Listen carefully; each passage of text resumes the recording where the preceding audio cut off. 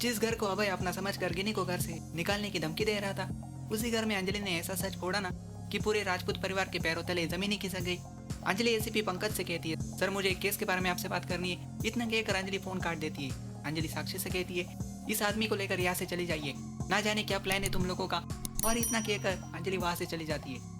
अंजलि अकेले अमन सिंह राजपूत की तस्वीर के सामने खड़ी होती है, आंखों में आंसू है, टूटे हुए दिल से पूछती है, आखिर ये आदमी कौन है जो खुद को अमन बताकर मेरी जिंदगी में वापस आने की कोशिश कर रहा है। दूसरी तरफ अभय घर वापस आता है। तभी गिनी अभय पर भड़क जाती है। गिनी कहती है, जब से तुम उठे हो मैं तुम्हारे लिए सब कुछ कर रही हूँ, लेकिन घर से निकलते ही तुम अंजलि से मिलने चले गए। अभय चौंक जाता है और पूछता है, तुम्हें ये सब किसने बताया। तभी पद्मा सामने आती है और कहती है, मैंने बताया। पद्मा अभय से कहती है, मैंने गिनी को ये भी बता दिया है कि तुम अपने ही भाई अमन को मारना चाहते थे।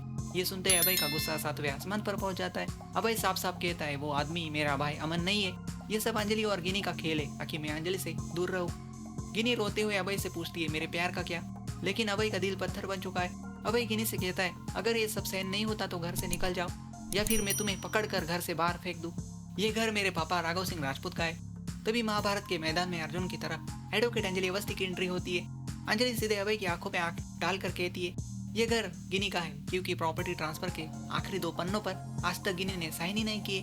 तब गिनी और अंजलि दोनों याद करती कि गिनी ने पूरे साइन ही नहीं किए थे।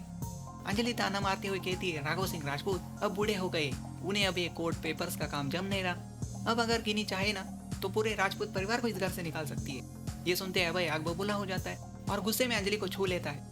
लेकिन अभय भूल जाता है कि सामने कोई कमजोर लड़की नहीं बल्कि एडवोकेट अंजलि अवस्थी खड़ी है।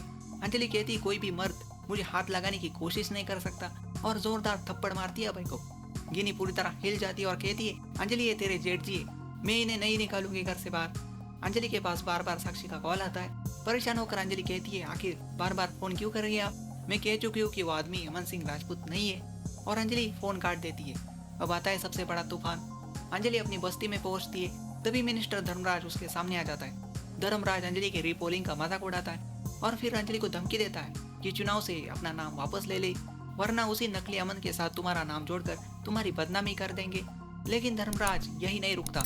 वो घटिया हरकत करते हुए अंजलि से कहता है, अगर साथ चाहिए तो मैं तुम्हारे लिए हमेशा मौजूद हूँ। धर्मराज की गंदी बातें सुनते अंजलि का खून खौला उठता है। धर्मराज अंजलि के करीब जाता है, उसका हाथ पकड़ता है, कोई डर नहीं। तब अंजलि बिना 1 सेकंड गवाए गर्म तवा उठाती है और सीधे धर्मराज की पीठ पर लगा देती है। धर्मराज दर्द से चीख उठता है। पूरी बस्ती दंग रह जाती है। अंजलि गुस्से में धर्मराज से कहती है, याद रखना धर्मराज, ये चुनाव मैं ही जीतूंगी। धर्मराज की अकड़ पल भर में निकल जाती है।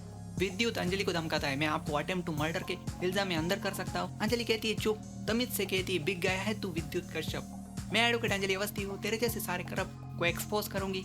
प्रीकैप में दिखाया जाता है कि अंजलि की उस आदमी के साथ एक वीडियो वायरल हो जाती है जिसमें अंजलि और वो यूएसए से आया आदमी किस कर रहे।